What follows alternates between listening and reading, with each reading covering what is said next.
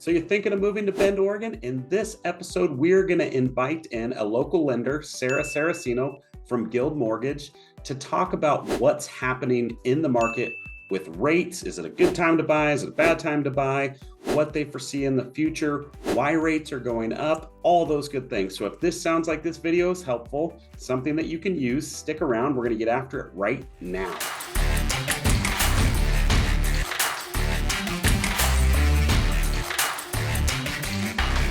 If this is your first time on the channel and you'd like to know everything there is to know about living, eating, sleeping, playing, the good and the bad of Bend, Oregon and all of Central Oregon, subscribe below and tap the bell for notifications so you can be the first to know about current market conditions here in Bend, Oregon. My name is Zach Nutter, licensed broker with eXp Realty in the state of Oregon.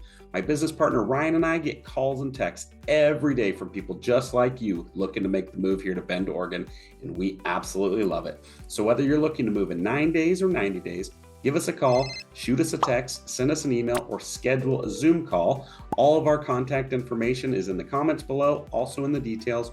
We'd be happy to help you make a smooth move here to Bend, Oregon, or any of the surrounding areas. So let's jump into the computer with Sarah, welcome her in, and let's talk about what's going on in the real estate market.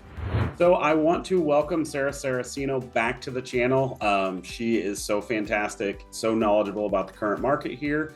And so I wanted to bring her back in. Sarah, thank you so much for coming in today. Sarah is an amazing lender here locally. She is licensed in several other states, and she's just a great resource base for our group here. So Sarah, thank you for being here today.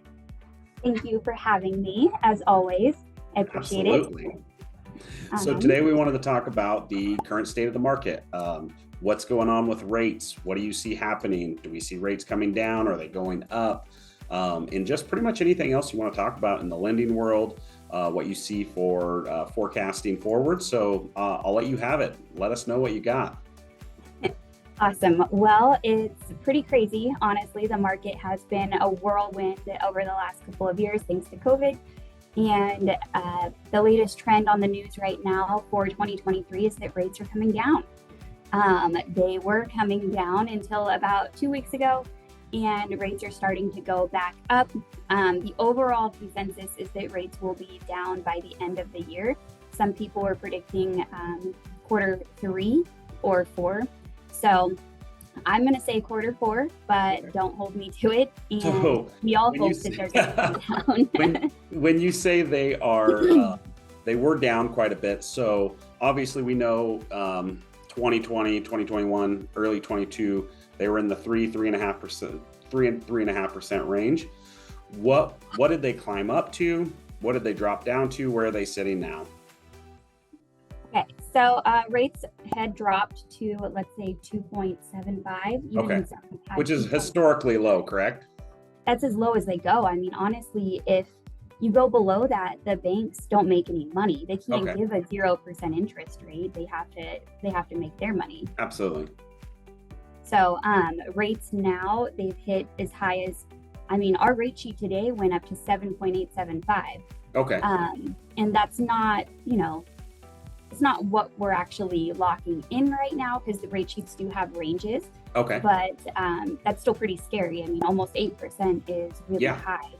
Our Oregon bond rate program right now has a rate advantage option of 5.5%. And so you're thinking this is a first-time home buyer who has a lower income. You've got to fit their income limits and purchase price limits. And to have a rate of 5.5% is still pretty scary. I mean, you've got a cash advantage option. I believe it's at 6.325 right now.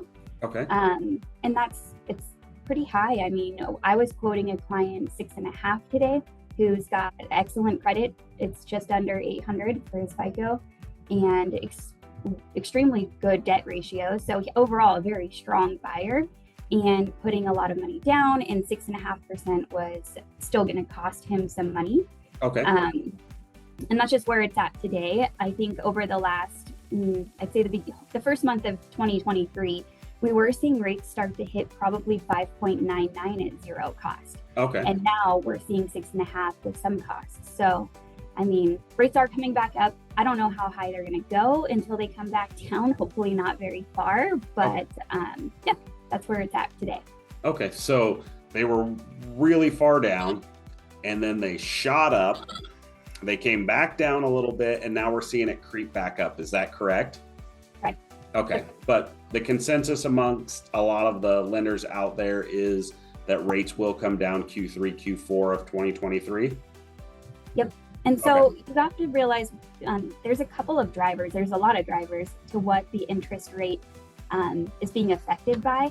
And so a lot of it right now is because inflation got so out of control with COVID that, I mean, eggs right now are what, $6 for a dozen?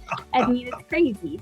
A frozen TV dinner was like $6. And so it's just, even still right now, prices are way too high for where they should be healthily. And therefore the Fed is raising the rate.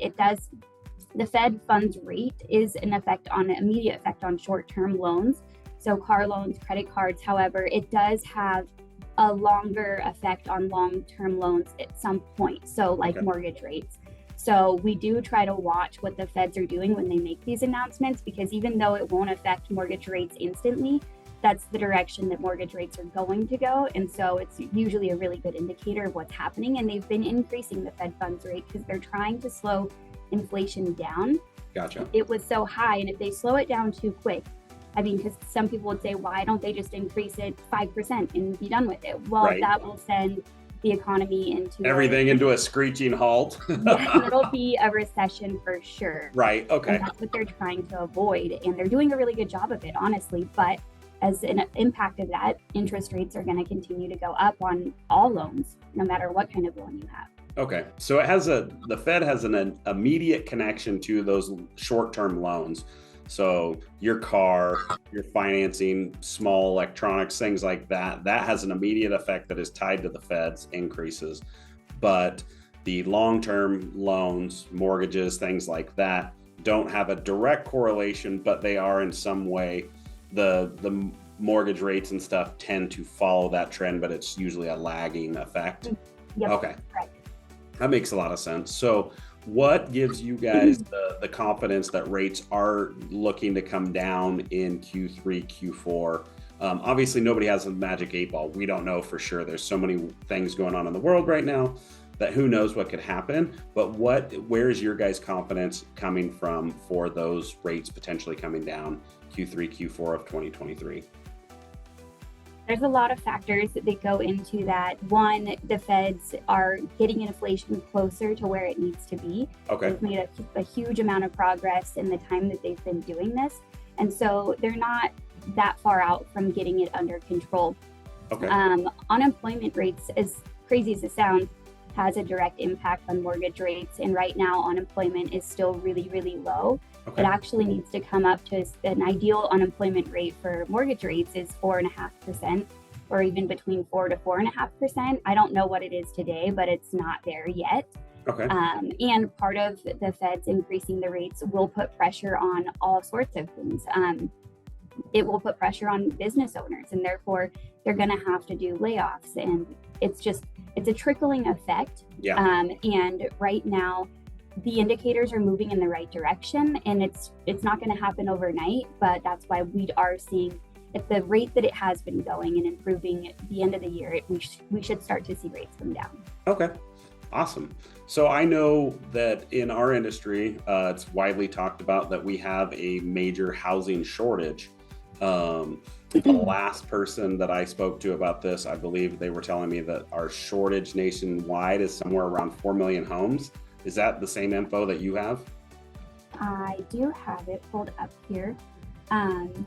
So housing starts, first off, this is a tracker that economists So housing use. starts, you're meaning foundation goes in, they dig out a plot, foundation goes in, and we're rocking and rolling, building a new house. Okay, so that's a start. Yep. So that came out today at 1.309 million annualized starts, which is lower than the market's prediction of a 1.36 million number. Okay. And lower than December's annualized 1.371 million. And so inside the headliner number, single family housing starts dropped 4.3% to an annualized rate of 841,000 homes. Housing starts yeah, they've been declining. However, this is a direct correlation with builders having fear that there's higher interest rates. But then, as you had just mentioned, there's a housing shortage. So right now, the first-time home buyer is the millennial age group. Yeah, absolutely. I don't know the exact years of that, and I should because I am one. Yeah. That's the average, that's the most common age for people to buy their first homes. And that's the largest population in the US right now is millennials. Absolutely. So we have this huge amount of population, and the demand's not going away necessarily just because of the higher interest rates. I'll read this tidbit I saw this morning also. Many economists view that the US currently has a 4 to 6 million shortage of homes to meet current household demand, and that it could take up to 10 years to build enough homes to meet demand. Declines in housing starts exacerbates the imbalance of housing supply and demand, and this will put upward pressure on home prices. So, I mean, you've got home values going up, rates going up. It's it's kind of this weird spot to be economically. Absolutely. The only nice part about all of this right now is it has deterred some buyers so that when you go to make an offer on a home, you're typically not competing against 10 or 15 people, but prices are higher, rates are higher. We are starting to see some price reductions. We're seeing quite a bit of price reductions, but that's because people were still pushing price points so hard, right? They were, hey, my neighbor listed at this price, so we're going to put 25,000 on top of that. And so we're starting to see that slow down. Certain markets, median home price here last month compared to last month last year. So January 2023 versus January 2022, the pricing in Bend, the median home price actually went up $2,000. Areas like Redmond, Lapine, they went down. The median home price January of 23 in Redmond was $425,000 compared to the year previous, which it was at $500,000. So certain markets, we are starting to see prices decline. I don't know that we're going to see them massively fall out because of exactly what you just said. We have a huge need, and so it's going to continue to put upward pressure on home pricing. Correct? Correct. I think a lot of it, like I said, first-time home buyers and the first-time price points, you probably would know more than I would on what price point that is now in our current market. But usually entry-level homes are still at an all-time high for demand. And as that report said, it's going to take 10 years to come up with this shortage at the current rate of home building. You'll probably see a slowdown of things like jumbo products because yes, jumbo rates are still also really high. They're generally a bit lower than conventional. Yeah. But when you got a loan amount of $3 million, that higher interest rate makes a huge difference. Absolutely. So I think that the jumbo market's definitely going to see a slowdown. Yeah. Yeah. It's interesting. Just thinking about all of this stuff, right? It's, we've got so many factors, but at the end of the day, it's truly my belief that buying a home is still the best thing you can do for yourself. If I wouldn't have bought a house when I was 20 years old, and then we recently sold that a couple of years ago and bought a home that we absolutely love. I'd call it our dream home. I don't know if my wife would or not, but I absolutely love it.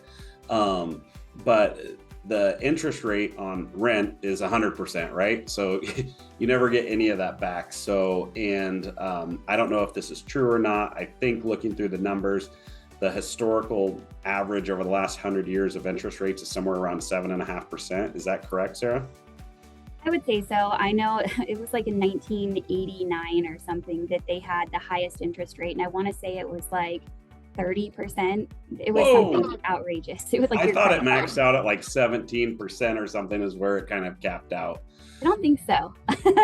I mean, that's a crazy rate. I remember when my parents bought their house, it was in the double digits somewhere. And I think they got a private loan or they bought it on a seller carry from the seller or something like that. So we're not in those times right now, but yeah, rates are high.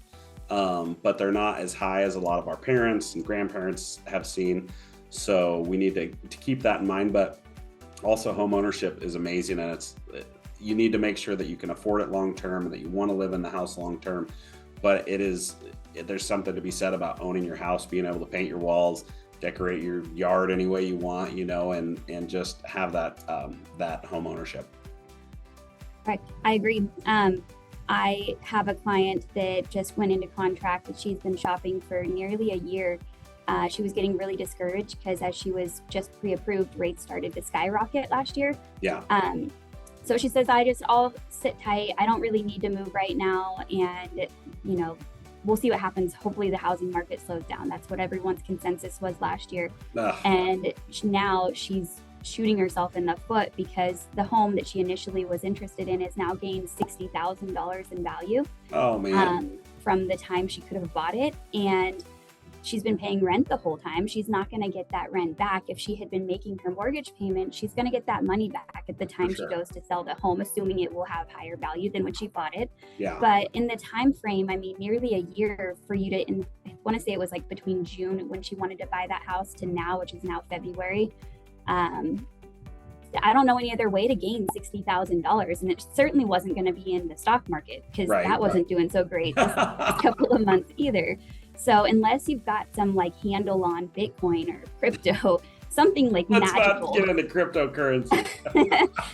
Unless you've got some crazy way of getting that kind of money, home ownership is single-handedly the best way to build long-term wealth, period. It's time in the market beats timing the market because timing the market doesn't exist. Yeah. The longer you're paying rent, the more you're doing yourself a disservice. And if you can get into the home now, yes, great. The prices, are high and the rates are high and you're like, man, this really sucks. But you have to realize rates are going to come down. So when you buy a house right now and you're locked in at say 6.5%, well, if rates go up, you're like, oh my gosh, I just made the greatest decision ever to buy a house right now. And if they come down, you refinance into the lower rate. And you've been building equity the entire time between now when you bought it and when, rates come down at some point in the next couple of years. For sure. So it's really a win-win. Rent, that can change and increase year over year. And at least it's a fixed 6.5%. For sure. And it certainly, like I said, it's single-handedly the best way to build long-term wealth. Right. Like the saying goes, the best time to plant a tree was 20 years ago. I feel the same way about houses, right? You're never going to find a better time. Just if you can afford it, if you can do it, if you love the house, buy it and make sure it's a good financial decision for you. But home ownership is an amazing thing. And I hope everybody has the opportunity to buy a house. Yes. What else is going on in the market right now? Inflation is still increasing. There's all sorts of things that impact inflation. Today, there is another report that comes out called the Producer Price Index. And that's basically, it's tracking, the factory cost of building things. It increased by 0.7% from December to January, which was higher than the market's prediction of a 0.4% monthly increase. And usually higher factory prices are passed on to consumers in the form of higher retail prices. So today's report suggests that inflation rates in February and March will be higher than previously estimated. And today's report adds another pressure on the Fed to be more aggressive in how much they continue to raise interest rates with the objective to reduce consumer demand and cool the economy. So rates definitely took a dive for the worse, and they are higher today because of these reports. And we were hoping that building things and the cost of the factory producing things was going to be lower than it was. It was almost double than what the estimates were. So that's why the Fed's going to continue to increase the rate every time. And they're going to do it, I believe, in February this month, and then again in June. Might be March or June. But they're predicting both times they're going to increase it by at least a quarter. So, yep. Awesome. Well, it's so much good information. We talked about inflation. We talked about housing shortage. We talked about so much good stuff. Sarah is a wealth of knowledge. If you need a professional to help you with any of your lending needs, Sarah at Guild Mortgage is absolutely amazing. And thank you so much for coming on today, Sarah. We appreciate it. I know all the viewers appreciate the extra information. As things are changing and stuff, it's great to get good, updated information. So thank you so much for coming in, Sarah. Thank you. And the same can be said about you. You Thank are you. also a great real estate agent to be on top of all these market updates and getting so involved in so many facets that make you a better realtor than the standard realtor out there today on the street. So You are amazing. You that's your just made man. my day. All right, guys. Well, thank you so much for watching today. Again, if you're looking to make the move here to Bend, Oregon, or any of the surrounding areas, we'd absolutely love to help you out. Give us a call, shoot us a text, send us an email, schedule a Zoom call. All of our information is in the details below. We'd love to connect with you. So also, if you have not subscribed, subscribe to the channel, tap the bell for notifications, and like this video. Thanks, guys, and have a great day.